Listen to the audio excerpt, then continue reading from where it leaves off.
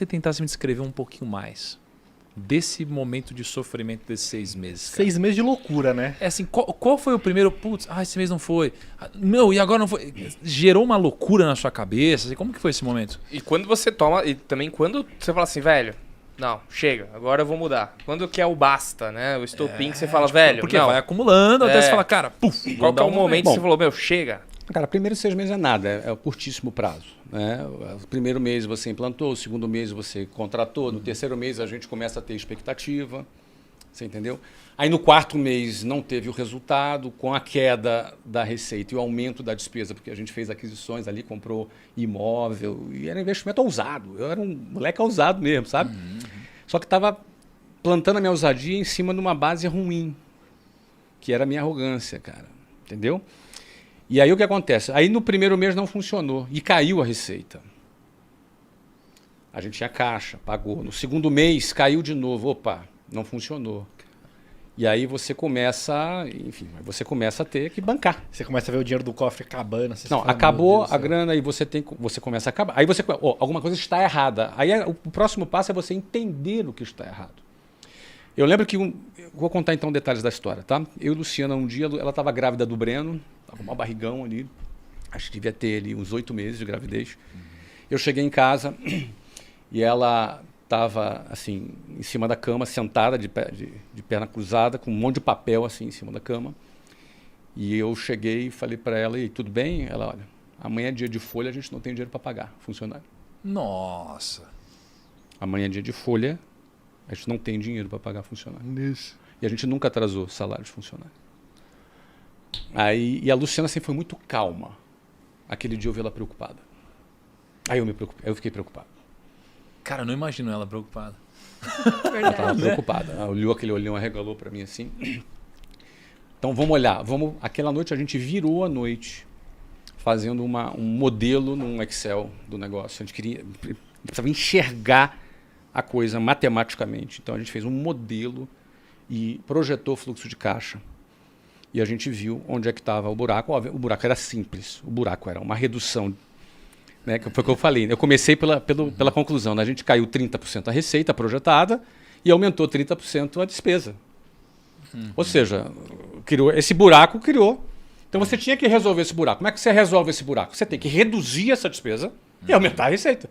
Tem que, se você aumentou a despesa e baixou a receita, a gente tinha que fazer o movimento inverso.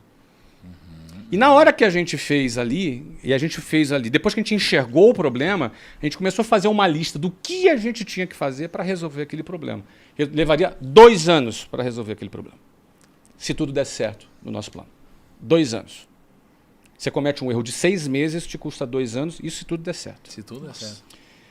Tá? Aí foi, eu olhei ali, aí tem aquela história que eu conto no livro, que ela é um pouco controversa. Eu estava desci para pegar uma água, nosso quarto era no 2º andar, e aí eu vi quando eu desci na escada tinha um bichão desse tamanho, um gafanhoto, não sei se vocês já viram um gafanhoto de perto, é um grilo assim, mas ele é meio marrom, Grande, assim, né? grande, né? Ele dá um pouco de medo, cara, não, um marronzão assim, sabe? E gafanhoto ele tem uma simbologia que a praga de gafanhoto destrói uma plantação, a praga de gafanhoto. Então, ele tem uma simbologia da falta de prosperidade. E eu não sou um cara místico, entendeu? Não é o meu perfil, mas eu achei muito incomum ver aquele tipo de animal na nossa casa, não é? E aí eu falei, não, eu vou acabar com esse negócio. Chamei o Luciano, eu vou matar esse gafanhoto aqui. Não é? E vou acabar com isso. E a gente... eu lembro que na hora que eu fui pegar, morro de medo, né, cara? Eu tenho medo assim dos bichos assim, né? Barata voadora, por exemplo. É você que mata a barata voadora Não na tua deveria casa? existir. O que mata barata voadora em casa, mano? Ninguém é hétero quando é barata. Barata voadora, né? E o gafanhoto, ele é meio assim, sabe? Meio esquisito assim. Grande, né? Não sabe pra onde ele tá olhando. E aí, cara, mas na hora de pegar e matar o bichinho, eu fiquei com pena, entendeu? A Luciana falou, cara, você ficou com pena? Então agora você mata. Beleza, eu peguei o bichinho lá, dei uma chinelada nele e tirei. O ponto é o seguinte, nós voltamos para o nosso exercício. Por que eu falo da história do gafanhoto? Isso é apenas uma simbologia, nada mais do que isso. Não é nada místico, é só uma simbologia. Nós fizemos um to-do, uma lista do que fazer para resolver o nosso problema. Eu precisava rever algumas contratações que eu fiz. Eu precisava devolver o meu imóvel. Eu precisava pegar meu ego, botar no saco, porque quando eu comprei o imóvel, eu levei todos os funcionários. Aqui vai ser a nova sede do grupo, corta a faixa. Nossa, Eu falei, cara, vou ter que devolver esse imóvel. Vou ter que negociar com o dono da construtora para não me cobrar multa, não me cobrar nada. Tinha uma lista de várias coisas para fazer. Eram coisas duríssimas de serem feitas. E a primeira delas era eu rever algumas contratações importantes, alguns diretores que eu tinha contratado. Eu queria agora um departamento de RH, aí eu queria um departamento financeiro mais sofisticado. Eu era o cara, entendeu? Então, eu era o cara, um cara de sucesso, tem que ter uma estrutura muito mais sofisticada do que aquela estrutura simples que eu tinha. Só que é feito só sobre uma base frágil, né? Bom, aí no outro dia eu já sabia que já tínhamos uma lista do que fazer, fui fazer. A primeira delas era dispensar 4 diretores. Pessoas que estavam motivadas, fechadas comigo, muito Saíram motivadas. de outros empregos? Não tinham saído. Ah, pelo menos isso. É menos pior. Menos pior. E aí, só que na hora de dispensar eu pensei assim, cara, eu errei, eu fiz errado, eu fiz uma coisa que eu não devia ter feito, o cara não tem culpa de nada, agora eu fiquei com pena, né, cara? Mas eu me lembrei do quê? Do gafanhoto. Da pena, da mesma pena. Então, eu fui lá e cumpri os meus 10 passos. Infelizmente, uma das tarefas mais difíceis para um empreendedor é dispensar alguém. Muito difícil. E eu fui lá, fiz o que eu tinha que fazer. Chamei meus funcionários todos, olha, eu vou devolver o imóvel que eu não tenho dinheiro para pagar. É fácil o empreendedor dizer isso para os seus funcionários? Não, isso causa um pânico na galera. O pessoal vai falar, fudeu. Mas é difícil quando tá fácil. Não, mas eu expliquei, abri o jogo, cara. Ó, a situação é essa. Eu fui arrogante, fiz isso, cometi esse erro, criei esse buraco, criei esse erro aqui. E agora eu preciso consertar. E é isso que está acontecendo. Então, vou devolver esse imóvel, vou devolver. Morri de vergonha. Pô, todo mundo, Flávio é o cara que todo mundo era referência. Eu tinha 26 anos, mas, cara, estava ali, eu era o líder da empresa, todo mundo estava ali acreditando no meu projeto. Não é? E passei isso para o pessoal. E o pessoal entendeu. Ó, se vocês não confiam mais em mim, vocês ficam à vontade. Eu estou falando para vocês a realidade. Errei, vou consertar o erro e nós vamos dar a volta por cima. Quem está comigo aqui? Ah, eu tô. Ninguém pulou fora. Beleza. E aí fomos resolvendo. Não é? E para eu chamar o time de vendas e dizer que eu ia voltar atrás. Eu tinha gravado o vídeo. Eu tenho esse vídeo. Se eu voltar atrás, ninguém mais acredita em mim. Nossa, cara. Eu chamei todo mundo de volta e falei, errei. E falei que se eu voltasse atrás, ninguém mais precisava acreditar em mim. Então vocês não têm mais nenhuma obrigação de acreditar em mim. Nenhuma.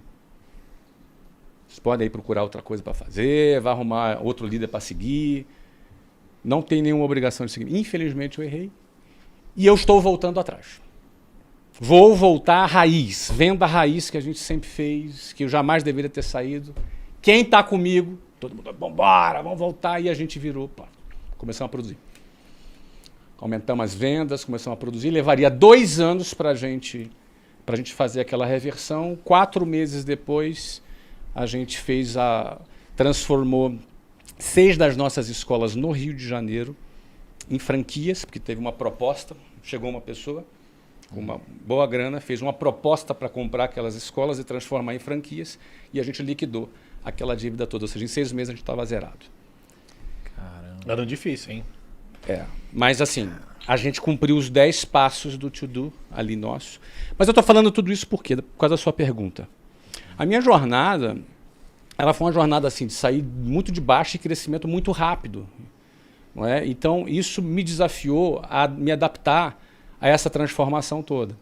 Então, naquele momento, ainda imaturo, com 26 anos, eu me achei que era o cara. E ali cometi essa falha e consegui voltar atrás. O grande lance, na minha opinião, para essa solução foi eu ter aberto o jogo. Abri o jogo. Acho que isso aí as pessoas viram vulnerabilidade, humanidade e compraram comigo, entendeu? E a gente virou o jogo junto. Bom, só que de lá para cá, de 26 anos para cá, já se passaram mais 24 anos, né? Eu acho aí que essa lição eu sempre guardei comigo, entendeu? Não me achar que eu sou o cara em nenhuma hipótese para não escorregar e fazer bobagem. Olha aí. Essa foi uma das maiores lições que você teve no... Eu acho que essa foi uma lição dura e muito importante. Muito importante, cara, porque é uma lição que doeu, poderia ter sido trágica, sabe? Foi um all-in sem querer que eu dei ali, entendeu? Mas você teve a humildade de voltar atrás e reconhecer o erro? Eu reconheci o erro e chamei a minha equipe e falei, errei. E falar a verdade, né? E falei a verdade. Que é muito difícil. É muito difícil. É muito difícil. Aí errei. Acabou, errei, mas aqui a gente vai avançar e aí a equipe veio. É porque é humilhante, né? Assim, se humilhar na frente do outro é humilhante. É difícil, né? Assim, requer coragem mesmo, né? Requer, às vezes, um desespero para te dar a coragem necessária para você, né? Cara, dar sua cara para bater, né, cara? Por isso que eu contei a história do gafanhoto. É uma história assim, pô, tadinho do bichinho, não tem culpa de nada e tal, mas engraçado. Matar o teu erro requer, você tem que fazer, cara. Não pode ter pena de si mesmo, sabe? Pode ter pena de si mesmo, tem que matar esse gafanhoto. Cara, se eu não tivesse feito isso, certamente, eu não sei o que poderia ter acontecido depois, não sei se eu quebraria, não sei dizer. Mas teria sido, no mínimo, muito caro. Muito mais caro do que eu paguei, entendeu?